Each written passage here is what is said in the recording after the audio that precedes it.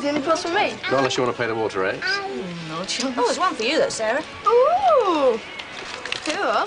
Wonder what it is. Oh, it's from the crash.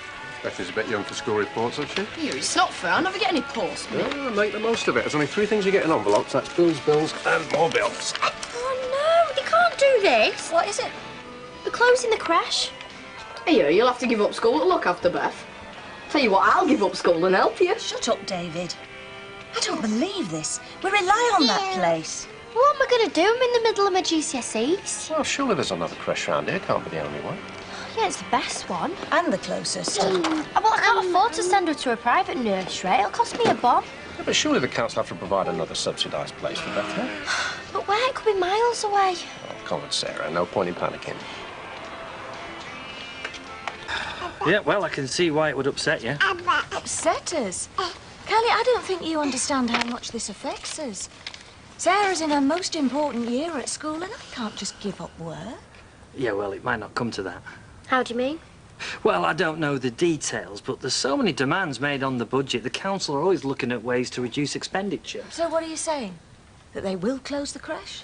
Well, what I'm saying is that the council have a legal duty to provide you with childcare. Yeah, but where? Bethany could end up in the middle of nowhere.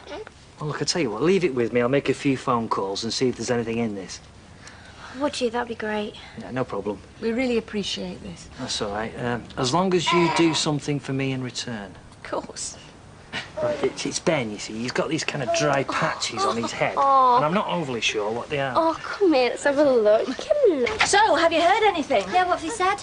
Well, I've made a few phone calls. Told you it was useful to have someone on the inside. But unfortunately, it's not looking too promising. What do you mean? They're actually going to close the creche? The council will have to make massive cutbacks to the entire social services budget. It's not just the creche, it's libraries, day centres, anywhere that they think they can make a saving. And where does that leave us?